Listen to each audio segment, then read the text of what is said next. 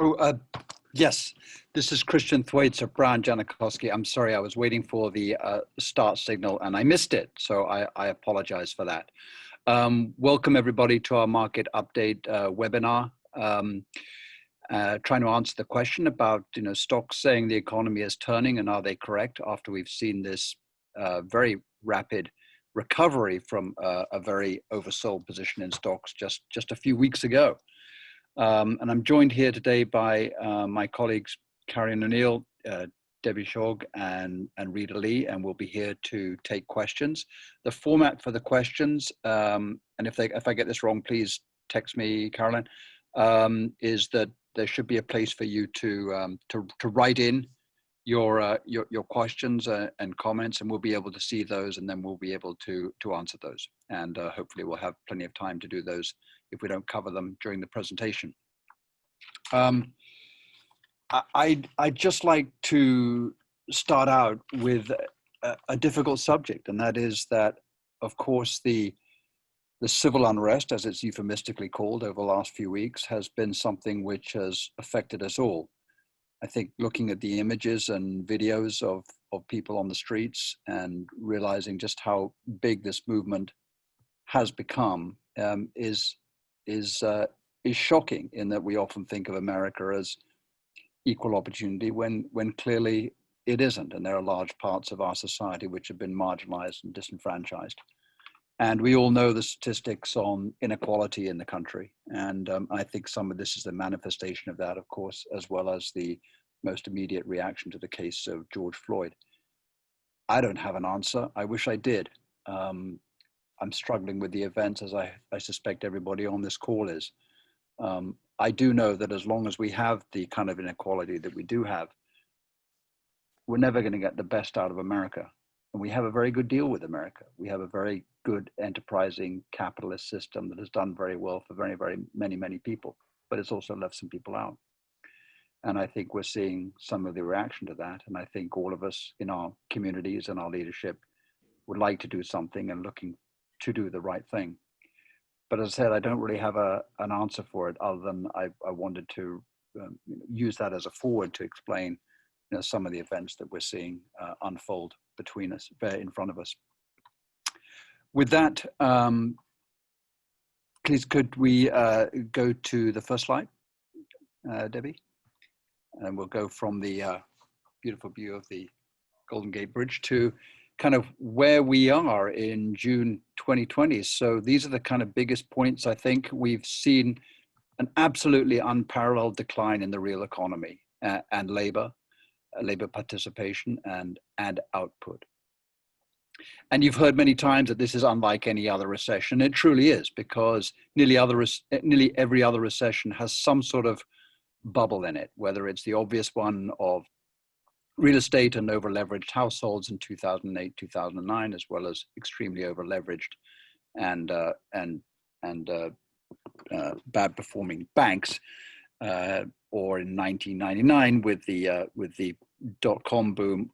Anywhere you go back 70 years or beyond, you'll find some part of the economy which has got out of control, and there's been some reaction on the part of a central bank to halt that part of the economy, which is clearly in some sort of bubble. And it could be inflation, it could be output, it could be in prices, it could be in wages. But this is unlike that. This is like 20 million people just switched off the lights and went home. And so it was a decline in the output side of the economy, people who make things, and in the demand side of the economy, people who actually buy things. So everything we're seeing right now, the precipitous decline and the rapid recovery is unprecedented. And no one, we can do our best to sort of tie it back to other experiences that we've seen, but really everything we've seen is for the first time. That's kind of the realities of what we've been dealing with. I think first up, the Fed action forestalled most of the worst. Obviously, they came out on a Sunday, I think way ahead of the game. They did very, very swift action, took the Fed funds rate down to zero, basically launched a an army of different programs to make sure that there was liquidity and solvency in the system. So they stood as a backstop for just about every major security out there, including the obvious things like commercial papers, which can cause bank runs, corporate bonds on both the issuance side and the secondary market, mortgage-backed securities, treasuries, of course, money market mutual funds, and even some ETFs. So basically, anytime there was a likelihood that one part of the capital markets was getting into trouble, the Fed stood there ready to make a market in them. And they did, as I mentioned before, in less than a week, what took them 9 months to do in 2008, 2009. Who thought they would have had to repeat such a emergency policy so soon after the last big financial crash? But they did. They learned it well, and right now they're standing behind as buyers, particularly of treasuries, which we'll see in the interest rate outlook in a minute. The stimulus packages did their parts as well. We can argue whether they hit the right places at the right time, whether it should have gone more to the consumer, less to the companies. But it was a lot of money, and a lot of it ended up in the right places. I think particularly the unemployment benefits, the $600 increase, the extension of unemployment benefits, the $1,200 sort of check out of nowhere, and all this did help, as did the PPP. So I think that the fact that there were three of them, of which the third was by far the largest. There's talks of another one to help out the states in particular and local governments. So these stimulus packages did make a big difference. And then the recent improvements in the economy are real. So yes, the market has retraced nearly all of its gain to January the 1st, not from its peak. It's still about, on the S&P, the peak was about 3,400. It's today around about 3,200. But remember, it got as low as 2,200. So we've retraced an awful lot of the fall. We're not quite yet at the peaks, but there's no doubt that the improvements in the real economy are real. And we'll talk about that a little bit as well. But there's going to be more bad data before it gets going. I think we're going to see more on the unemployment side, despite Friday's number. We're still going to have a rush of bad industrial output, bad export numbers, bad investment, bad inventory sales. I mean, they might all be better than the retail sales, wholesale deliveries.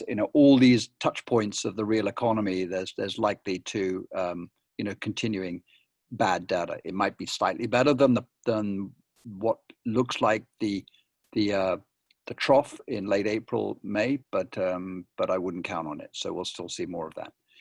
And I think getting back to the output level that we were is probably going to take at least another year and a half, and that's assuming everything goes well. Even if we got the unemployment numbers and the new jobs numbers cracking along on a monthly basis like they did on Friday, which is highly unlikely, but let's say we did, it would still take the best part of a year to get down to the February unemployment level.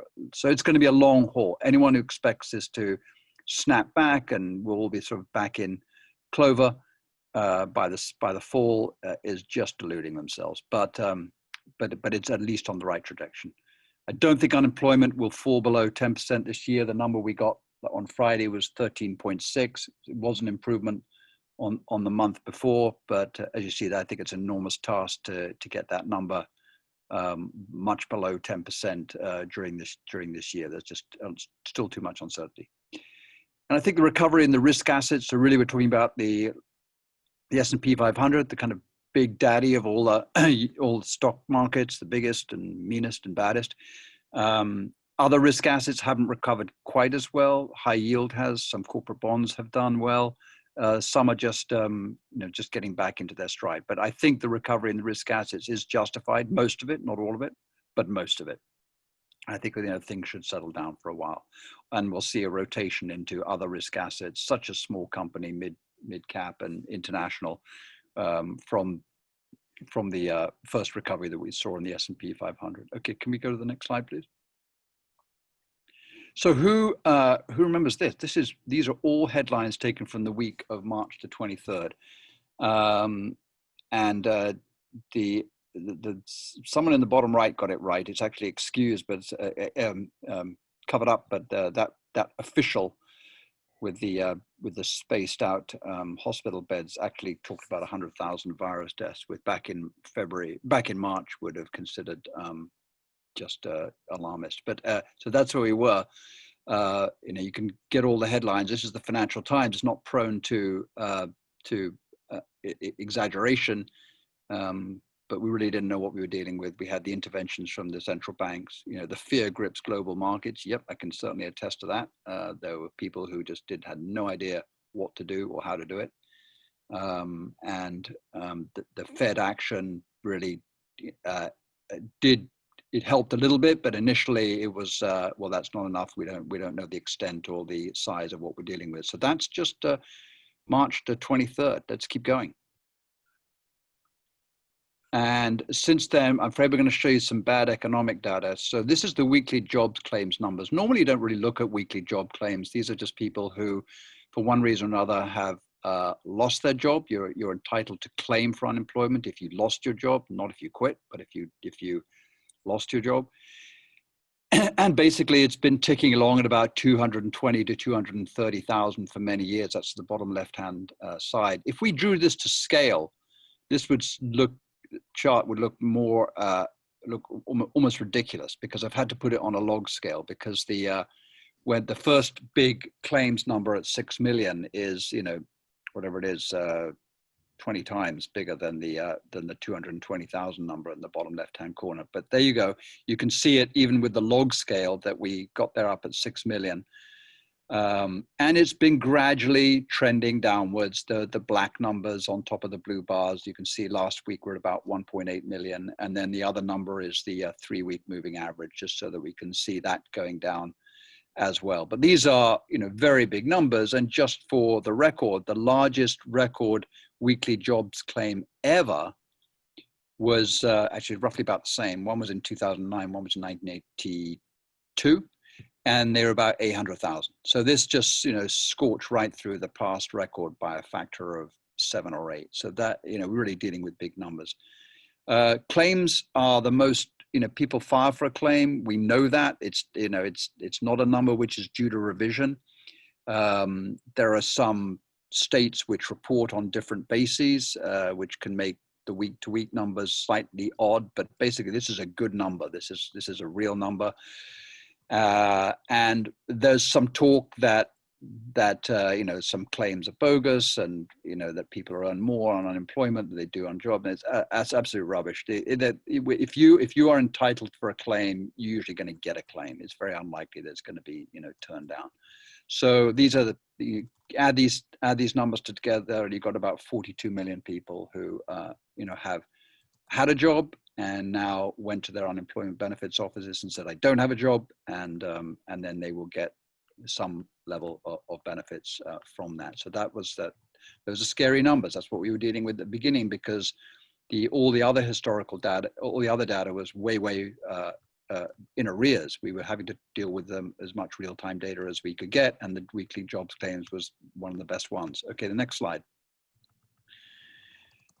This is this is the New York Federal Reserve. They do a weekly economic index. It's put together by a number of different factors. So between about 2010 and 2019, we basically bumped along at about 2%. This isn't meant to be a GDP growth number. It's just telling you all of the different kind of economic indexes that go into this secret sauce. Tells you the kind of growth level of those economic indicators. And we were sort of bubbling along at about 2%. And that was roughly the growth we got from 2009 through to February of this year. Yes, there was a big corporate tax increase at the beginning of 2018, but all it did was bring demand forward. And we never got the 3% GDP growth that we were promised, and we never were going to. It's really been a 2% GDP world for quite a while now, but then you can just see it just fallen off a cliff.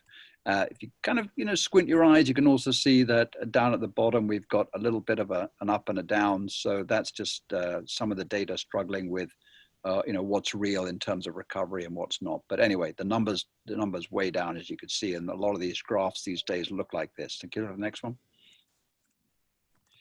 And this is the change in non-farm payroll numbers. And again, we were happily going along at about 150,000 jobs a month.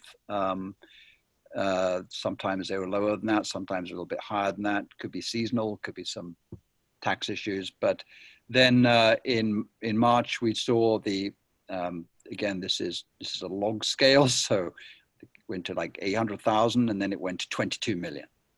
And that was obviously by far the biggest number of job losses reported any one month. There's some difficulties with the way this chart, the non-farm payrolls, which basically measures the number of new jobs or not new jobs lost in this case, and the claims are slightly off from one another. They do tend to kind of even themselves out over time.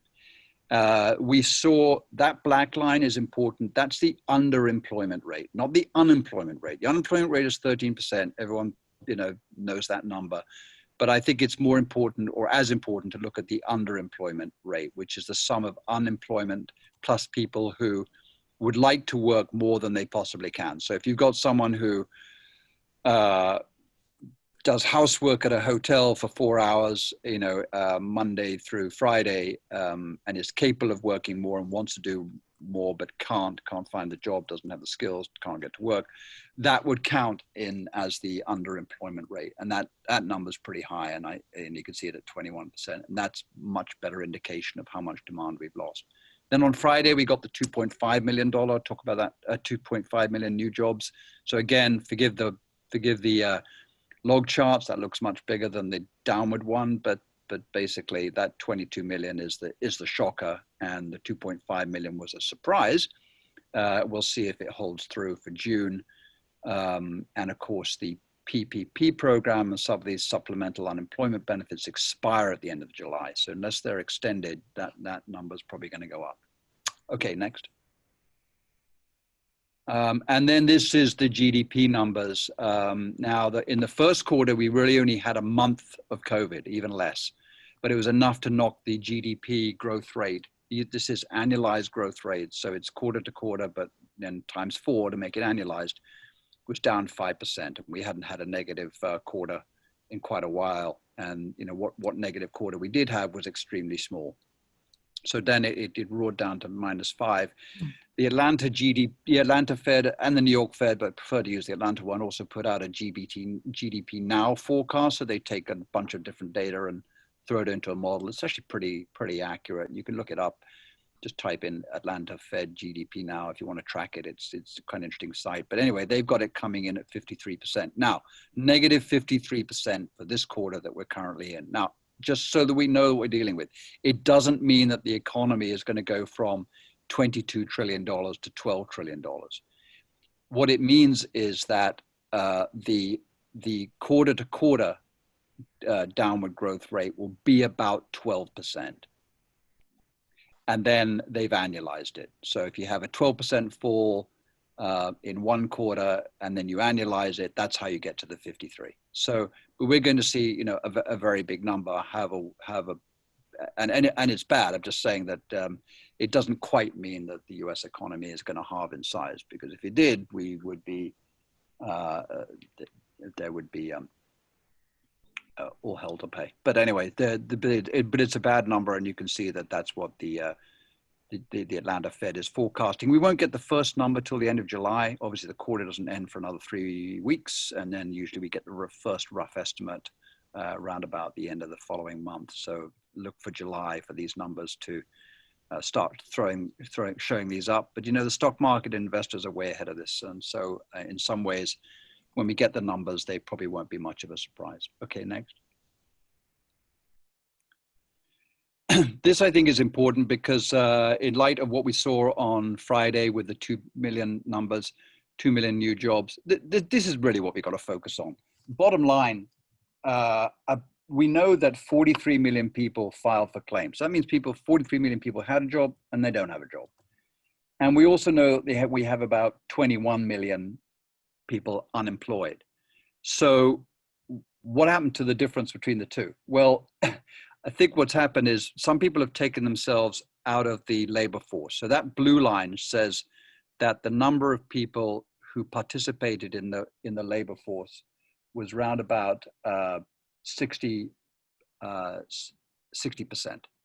and it's just dropped to 52%. So 8% on a labor force of 158 million, as it was, is what that's about 9 million people. So basically, what we've seen is 9 million people take themselves out of the labor force, and they might not consider themselves unemployed because they might be furloughed, so they might have a job but not being paid, and then they get a call back, and so they're back at the job. So they're not technically, unemployed, but they sure as heck are not earning money, and they are also taking demand out of the economy. So I think this is the number to focus on, not necessarily the unemployment rate.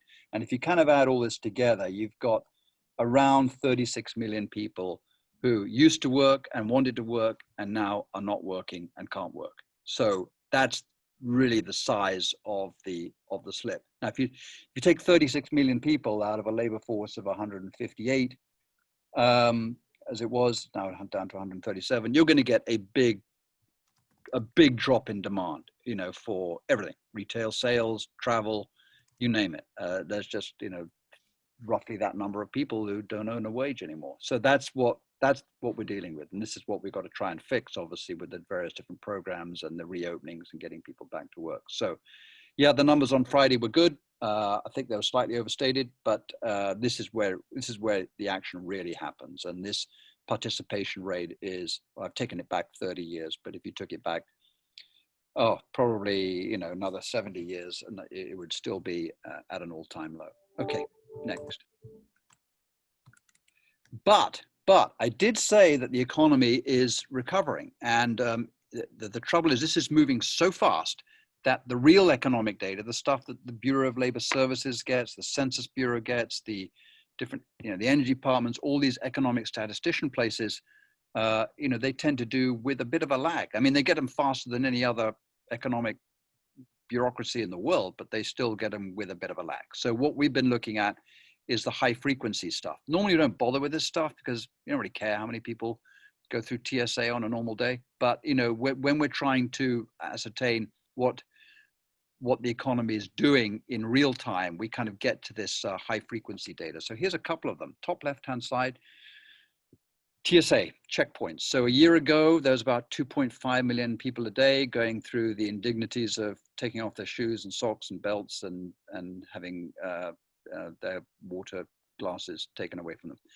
Now it's about, it's just under 500,000, you can see, but you can see that bottom red line is beginning to slope up. So this is, a huge decline from the peaks of last year.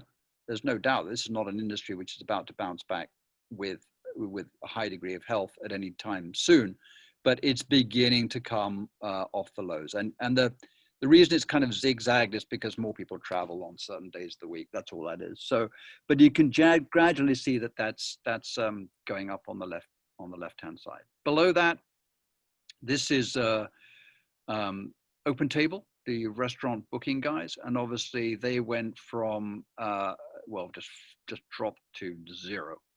You can see they were down 100%, bottom left-hand corner, basically March through beginning of May. And you can see that there are a couple of various states there. Some are more liberal on the reopening than others, but gradually those openings are coming back up again. So that's a good sign. The top right-hand one is, if you have time on your hand, this is a really excellent website called Flight Radar, which you can look at, all the planes are in the sky at any one time. But again, the top line is all flights, and the bottom line is commercial flights. And the difference between those two is that there's an awful lot of air freight going around the country. You tend not to see it because the Texas, because FedEx and UPS and these guys fly at night, weird times of day. And they take off from strange airports, but basically you can see that both plummeted, and you can see them again slowly coming up on the right-hand side. So this data is real, as is the last one here. Hotel occupancy rates, you've got them for the last couple of years. The black line in 2009, and then kind of various medium numbers, and the year before that. And now you can see that, yeah, they fell off a cliff again. from weeks 10 of 2020, so around March, middle of March, and now they kind of got a hook back up again. This is not at a rate which hotels are going to make a lot of money, but you can see that that occupancy rate went from 20, up to 35. So this frequency data is pointing in the right direction. And let's look at a couple of more quickly, because I do want to sort of, draw this link between you can do the next slide, this bit between that, is the stock market way ahead and the economy, way behind? And it's like, well, there's some very good indications that no, they're not.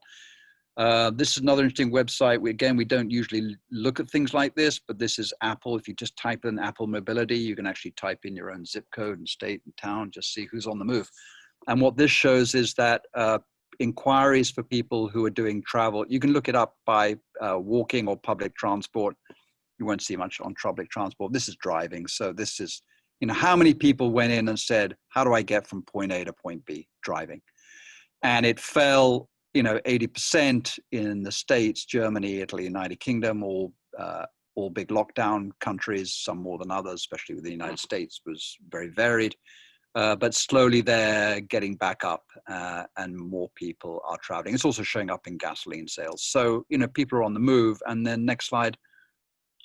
California's a little bit more cautious. United States was way ahead of that, but then California started early and it's still got some of its reopening behind some of the other states who had a different experience, different outlook, and different philosophy on closing their various markets. But it is on the uptick, as you can see. Again, it's zigzag because it's not going to account for seasonal variations, and people are going to drive. They're more likely to do it on a Saturday, Sunday than they are on a Tuesday, Wednesday. But that's all in the right direction. Okay, next. So we got this link that things are beginning to look better. Here are car sales. Normally that top black line, the US was trundling along at selling at about 18 million units. The axis is slightly different. Sorry, the blue line is all total vehicles, which adds up trucks and cars. That was about 18 million. It just dropped down to about 8 million. And then it bounced back up to 12 million. And roughly we buy, 3 trucks for every car we buy, because we're kind of a truck driving nation. But anyway, that at least you can see them all hooking back up, especially on the truck side, which are perhaps more work related if you're buying your Ford 150. But again, this is another indication that, it's, the stock market said the economy is getting better, and we've gone through 5, 6, this is our 7th indicator. Yeah, it seems to be right. So let's keep going. And again, this is coming back to, now we're sort of switching a little bit gears into the capital market. So we've established that the economy is coming back, could come back faster. It'll be slow. The numbers are going from a very low base effect, so they're going to look great for a while in percentage terms, but they're still way off their peaks. But this is one of the reasons why, the Fed took rates down aggressively last year for normal policy slowdown purposes, and then just took it down to 0. And had all these other programs in place. And you can see the drop in the 2-year rate, which is that bottom one, where it was actually a time last year where we were getting quite decent money on the 2-year treasury, whopping 1.5%. And now it's 20 basis points, almost not worth investing for return purposes other than return of capital purposes. And the 10-year, actually, it's a bit lower than that. That was a weird spike the other day. It's about 75, 80 basis points. And then if you go all the way out to 30 years, you get, 1.68%. So I think this is going to stay this low for a while because the Fed is keeping rates down. They're also doing something called yield curve control, which basically means if they see one part of the yield curve, here you've got a 2-year, which is, and the 10-year is above the 2-year in the yield curve, and of course the 30-year is above the 10-year in the yield curve. If they see any part of that yield curve moving too fast, they'll just start buying into it and trying to reduce the price. So we're likely to see these low rates for a while, which is great. Who wants a monetary contraction and a high rate environment in the teeth of the biggest recession we've ever had?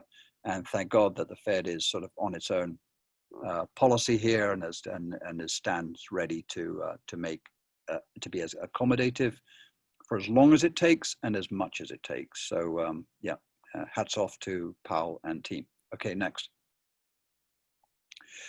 So this is the S&P. So we've obviously had a wild roller coaster. So there you see, going back to 2007, you know, we saw this big drop in the S&P from around about 1,500 down to 650. Then we clawed our way back up to 2015, went sideways for a while, had a great 2017, pretty much all the way through to 2018, and now we've just had this, you know, big zigzag, and now, as I mentioned, we're kind of back where we are. But I remind people that the stock market is a heck of a lot more volatile than the dividends that the stock market throws off and the earnings that the stock market throws off. So these numbers might be off a little bit. People have not quite, you know, tallied all the numbers, but you can see that, you know, the dividends are down a little bit. They peaked probably around about $62, $63, so they're down to 59. So that's with all of the dividend cuts that we've been hearing about. You know, total dividends on the S&P are, you know, are not down nearly as much as the stock market was. So that's why we like dividend payers, because they continue to pay normally, you know, even through tough times. And on the earnings side, yeah, it's down. We peaked, that's that blue chart, earnings per share on the S&P 500. So a big acceleration in 2017, 2018, nearly all of that increase is due to the tax cuts rather than underlying earnings growth. But they kind of flattened out for 2018, 2019, because we did all that nonsense with China. And now, you know, the earnings are beginning to come through. So you might ask yourself, gosh, I would have thought there'd have been a lot less than that. But there's a lot of companies which still, you know, make their earnings. Their growth may not be as much. They might be anticipating slower growth ahead. But so far in the first quarter, at least, we've seen, you know, earnings come down as expected, but again, not nearly as much as the price of the S&P. So earnings, very important to remember this, earnings and dividends much more stable than the price. Price is where all the you know, where all the sort of where all the craziness happens, but the dividends and the earnings are a lot more stable, and that's been good to see even in this correction. Okay, next. These are some of the corrections. So this is the S&P as of Friday. You could update it. It's 3217 up there. It's now 3232. So again, we've come back, precipitous decline, and up we go. Let's have a look at some of the other risk assets, because the S&P, I think, is not the most interesting story here. This is interesting. This is the small cap guys. They were near an all-time high, but and they fell a lot more. They fell more like 45%, and they're not back up there yet. Small caps reflect far more what's going on in the financial world, and they reflect far more what's going on with more leveraged companies and domestic US economy. The S&P 500 has a much more cash generative set of companies and a lot less leveraged loan dependency and a lot more international and global coverage. So this is really what's going on in the heartland, if you like, you know, what's going on to reflect the US demand. This is much more indicative of what's going on in the US. So we think there's more to come. The numbers are actually for the small cap over last month are pretty impressive. They were up about 13, 15% more than the S&P, which is more like up 9%. So they've begun to recover some of their growth. I think there may be more to come. On the next slide. So now Nasdaq's another story. Nasdaq is very badly named. The Nasdaq is just one of the stock exchanges, but the Nasdaq 100 is rather tech heavy, and it has, you know, the Microsofts and Apples and Visas and all those kind of guys. And this has done incredibly well and has actually reached a record high. Now, there's a good reason for that. These are companies which have, you know, quasi-monopolistic profits. They, in many cases, the enormous amounts of cash flow, not a lot of fixed overhead and expensive, very good numbers on things like earnings per employee, sales per employee, cost per dollar sold. I mean, these are not labor intensive businesses or capital intensive businesses, and they've done incredibly well, and they generate a ton of cash, and they sit on a lot of cash, and they're also good businesses. So this isn't just the Facebook, Apples, Netflix, Google's. You know, there's other good good companies in there, which have the same sort of characteristics. So we like these types of investments. They tend to have run, they've done extremely well, and but I think their growth outlook is still very robust. So despite that return to a peak, we still like that. And then the last one is Debbie, is the euro. This is the big euro stock. So this is companies like Nestle and L'Oreal and Roche and GlaxoSmithKline and SAP, which is a software company, Sanofi, Louis Vuitton, Moet Hennessy, big consumer goods company. These are very strong companies, global companies, and again, they took part in the downturn, and they're beginning to recover quite nicely. They kind of went sideways. The US, compare this chart with the US one. The US one was much more a gentle kind of V all the way up. This one kind of went sideways for 6 weeks. And I think what's going to happen is that this will continue to do well. The ECB is not quite as generous as the Fed. It can't be, but it's doing all it can. And very interestingly, there was a couple of moves over the last couple of weeks where Angela Merkel and Macron, France, Germany and France respectively, talked about issuing some EU-wide bonds. I mean, you go into a ton of detail on this, but it doesn't really matter other than it seems to be a concerted effort to try and back up the EU with a little bit more concrete fiscal policy, which they did not do at all in 2008, 2009. Hence you got Germany, Spain, Italy, Portugal, Ireland fallout. That's not happening this time. And I think, part of the European story is still more to be played out. Okay, last one. Next one. Yeah, so where does that all put us? We think, US large caps will remain robust. Doesn't mean we won't get a correction. I wouldn't be surprised on any one day if we saw the market down 10%. If there was a spike in cases, or there was a second wave, or our administration got into another fight with China, or any number of things, or the civil unrest spilled over into more into the economy. So you get something with this well priced, and it could be prone to corrections. But generally, the large caps are in pretty good shape. Small and mid cap have some catching up to do, and we're seeing that happen. We do think rates will remain low, so we are not concerned about inflation. I know there's a whole narrative out there about the US increasing its issuance of debt securities, the budget deficit going high. I'm not trivializing those, but that doesn't mean that they are not compatible with low rates for a very long time. And I don't think we're going to see any kind of inflation in this economy again for a very long time. Unless you're a pure-blood monetarist and just believe in monetary growth means inflation, and there are very few of them left.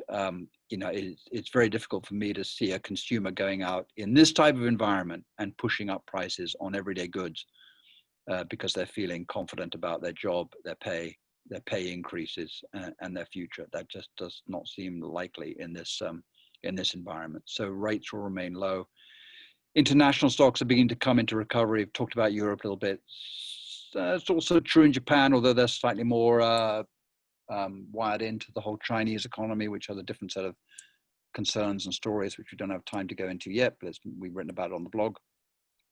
But then the whole things do depend on, yes, what do these reopenings look like? They seem to be on a fairly good curve right now, but as we know, in some states, the number of cases is increasing. That might be because testing has increased. Test more, we get more cases, of course, but the thing to look at is what kind of mortality we see out of that.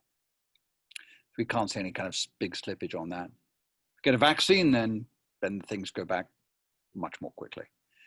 And then this last one is the social unrest. I mean, if people are fearful about going out in the streets, or they want to take more direct action against government or businesses, and boycott them, or there's just more and more people who are very unhappy with the status quo, then that's not going to be conducive to a settled, well-run, growing economy. But so those are not any of these trivial risks, but these are the ones which we think are the big ones right now. But we've still got going with us the Fed, those real economy upturns and upticks, and capital markets in relatively good shape in terms of earnings and cash outlook.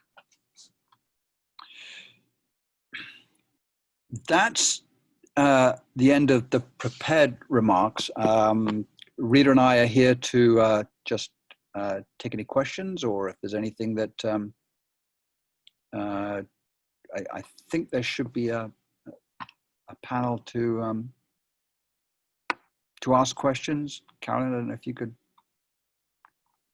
chip in there, or no questions at the moment. Okay. Unless Rita has some. Yes, hi, Christian. I have two questions that came my way. This is Rita Lee. Hi, everyone. First one. So the Bureau of Labor Statistics have shown that over half of the states have processed and paid only about 60% of the total submitted claims. So that means about 40% has not been paid. Would this mean that the demand for goods and services could have more room to run? Yeah, I think yes is the short answer. I think especially now, if we talked about this, a month ago, I'd say yeah, but where are they going to, go out and buy stuff? Because if they're in kind of lockdown. So, but I think now with things opening up a little bit, I think there's possibly some more purchasing power out there. And so if some of these claims have been backlogged, then people are going to get, whatever it is, 2 or 3 weeks worth of claims money coming their way. And I think that could definitely help the situation. Great. Another question relating to the recent IPO markets. IPO markets have been active, and we've got some tickers that I can think of, Christian, like Vroom today went up 100%. ZoomInfo did quite well as well, and you and I have also talked about more CUSIPs for secondary markets for bonds as well. What does it say? What does this say about investor appetite? Are we a little bit ahead of ourselves? It doesn't seem the most obvious market to time to go for an IPO, I must admit. There's one Nikola stock, I think, which came out, which went up a lot, and they claim to make electric trucks, but all they've got, so they're kind of competitor to Tesla, but I think all they've got is a mock-up. So there's some in there which you don't want to get involved in. If you mentioned Zoom, that makes total sense to me. I mean, it's a very expensive stock, but it's everybody. Everybody knows what they do, what it does, and their growth in terms of participation and sales has been astronomical. So that kind of makes sense. I think what else is happening on that end of the market is, we're hearing about people opening up Robinhood accounts, and so for Robinhood, for those of you who may not know it, it's an online brokerage account where you can buy fractional shares and just buy a lot of individual low price stocks. And one of the things they've been buying is, for example, Hertz, which is kind of going through bankruptcy, but it was selling the $100 stock about a year ago, and it went down to 10 cents, and it's $4. Went down to 10 cents last week, and it's $4 today. So somebody has been making some money on that. But I think that's just a lot of people just sort of playing around, trying to find short, cheap, underpriced stocks. I see more of that as kind of investment speculation than anything fundamental. And on the corporate side, I mean, I'm glad to see that corporate bond issues are getting away. That was really important. And I think what's happened is that companies have made defensive issues of bonds in order not to run out of cash and not to have to depend on a line of credit. They've drawn down lines of credit where they can. It makes total sense to try and get as much cash into the company as you can when the times are good. So I think that's all right. I don't think this is an IPO market like 2000, where people were quitting their day jobs and making a ton of money. This it's going on, but it's on a much lower level. Great. Another question. Many small businesses are not going to make it, and especially restaurants, and it'll leave a lot of folks unemployed and a huge loss to the economy and the real estate market. Long term, that should trickle down effect, should have a huge trickle down effect on the economy. What do we think? I think the worst thing that can happen is there is a dislocation, a permanent dislocation between employee and employer.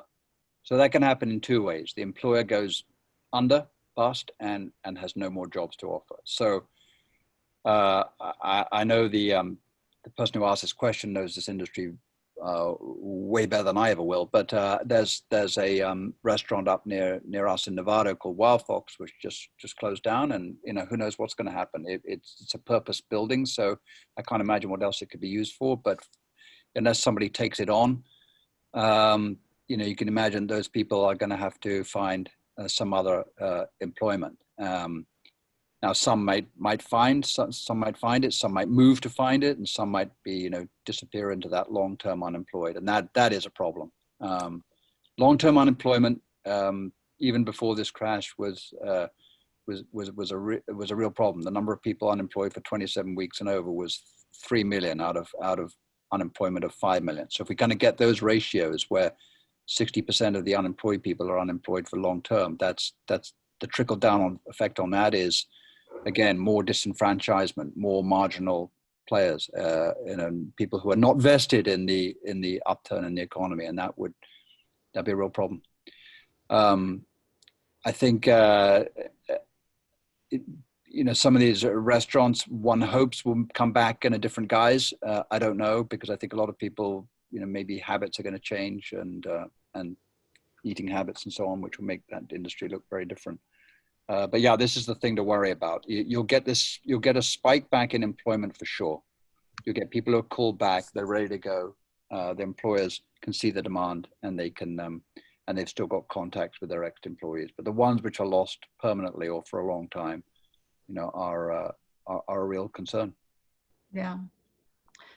I think we have time for one question, and then we'll make this our last one, and a good one. Are we making any changes to portfolios in light of stay-at-home stocks or countries? Yeah. Stocks. A little bit. I mean, there are some obvious winners on the stay-at-home stocks. Rita, you already mentioned one, Zoom. Google. Yeah, these tech stocks are absolutely, nailing it.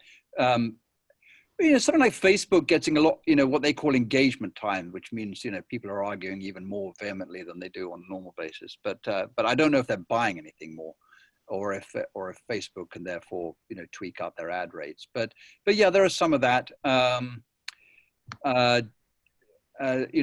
think, Amazon's done incredibly well, and then as has Costco, by the way, and Walmart, and some of these other consumer staple companies which have done well out of, the Cloroxes of the world. There's plenty of those. I think some of we have invested a little bit more into those types of stocks, but we're not quite yet at the point where, the stay-at-home stocks, the companies that benefit in the short term. So Church and Dwight, nice little company, makes one of the best cleaning products on the market, called Kaboom. You've got to have a lot of confidence in your product if you name it Kaboom, right? Now, a lot of people bought Kaboom. They bought like 6 months worth of supply in April, May.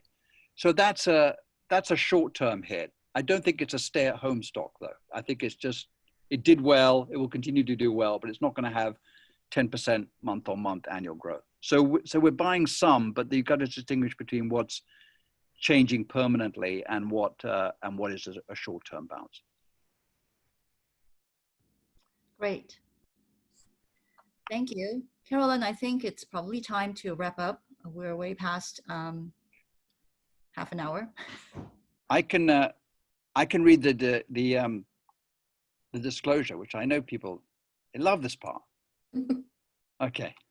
Look, thanks very much, everybody. Thanks for Debbie and Carolyn on our side, and Rita for making all this work on the day. Really appreciate that. And thanks everybody for listening. And if you have any emails or questions we didn't get to, feel free to email us or your financial advisor, and look forward to speaking to you next time. I'm now going to read the disclosure. Here we go. Discussions of the investment strategy and research investment process of Brown Jankowski are the date indicators of the day of this presentation, subject to change without notice. Charts illustrated throughout this presentation may be updated periodically. We have no obligation to provide revised assessments in the event of changed circumstances. We cannot assure that the types of investments mentioned in this presentation will produce the intended results or outperform many other investments in the future. We reserve the right to change our investment perspective and outlook without notice as market conditions dictate, as additional information becomes available. Diversification does not protect the investor from market risk, does not ensure profit. Information is subject to unintentional errors, omissions, and changes without notice. While we gather the information from sources we believe to be reliable, we cannot guarantee the accuracy or completeness of any statements or numerical data in the presentation. References to an individual security should not be construed as a recommendation to buy or sell that security. The security is noted in this presentation. Only several unsuccessful investments by Brown Jankowski don't represent all the securities we have purchased, sold, or recommended. Index returns include reinvestment dividends and interest, but do not reflect commissions or transaction costs. Mutual fund returns, including reinvested dividends, capital gains, distributions. Mutual fund returns are net of the fund expenses, however, do not reflect Brown Jankowski's fees. Please read the prospectus carefully before investing or sending money. Past performance is no guarantee of future results. We may reference various hypothetical investment illustrations. These are for illustration purposes only and not investment recommendations. Do not guarantee any indication of future results. Thanks, everybody. I'm going to click off here.